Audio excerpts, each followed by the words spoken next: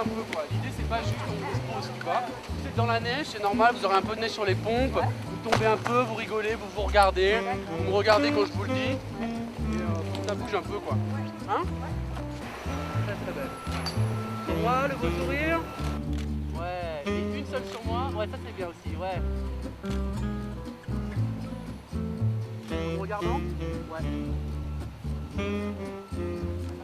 Sur moi, la tête bien haute, yes. Yes. Yes. Encore? Sur moi toutes? Ouais. Ouais, sur moi. Génial. Ça c'est pas mal.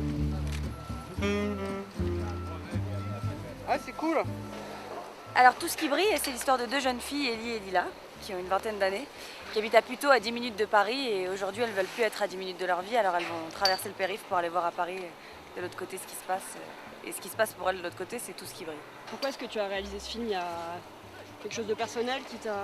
Parce que oui, évidemment il y a quelque chose de personnel. C'est un premier film qu'on a co-réalisé avec Hervé Mimran et qu'on avait envie de voir sur les écrans à ce moment-là, qu'on a voulu faire vite. Bon, on a mis 4 ans pour le faire, mais parce que c'était quelque chose que effectivement j'avais un peu vécu. Et c'était quelque chose, je pense aussi, de générationnel. Parce que là, je vois, on a présenté le film ici à l'Alpe d'Huez et on a vu qu'il y avait des réactions assez universelles de gens qui n'habitaient pas forcément à Puteaux et qui ne voulaient pas forcément aller de l'autre côté voir Paris. Donc c'était important, il y avait une urgence à faire ce film-là parce que c'était quelque chose un peu dans l'air du temps, quoi. Quelque chose qui ressemble à la crise qu'on vit, à ce que la jeunesse, aujourd'hui la jeunesse française vit un peu aussi, quoi. Qu'est-ce qui t'a plu dans ce rôle? Oh là là. Il y a plein de choses qui m'ont plu. C'est déjà dans le scénario, cette histoire d'amitié, c'est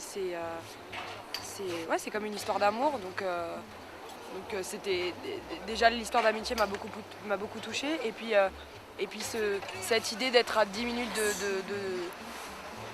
d'avoir le sentiment d'être à 10 minutes de nous, enfin de ce qu'on a envie de vivre. Et comme elle disait, je pense que c'est assez universel, quoi. Moi-même, dans la vraie vie, je me sens souvent à 10 minutes de ce que j'ai envie d'avoir ou d'être. Et vous étiez amis avant de faire le film? Non. Mais en fait, j'ai rencontré Leïla la comédienne pour pouvoir faire le film. Ouais. Et puis, comme on a mis du temps à le faire, parce qu'un film c'est long à faire, encore plus un premier film, on est devenus amis entre temps. Donc effectivement, après j'ai rencontré Leïla la personne. Et Leïla est devenue Lila, enfin c'est un bordel. Non mais en tout cas, enfin voilà, c'est juste pour la petite anecdote, je l'ai dit assez souvent, mais parce que c'est toujours difficile de dire pourquoi j'ai accepté le rôle.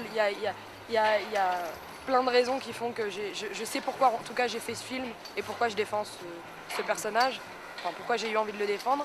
Mais juste pour la petite anecdote, c'est que quand elle m'a proposé le film avec Hervé Mimran, je lui ai dit que je cherchais un mot qui voulait dire plus que oui. Un oui qui est à la hauteur du scénario. Et j'ai toujours pas trouvé en fait.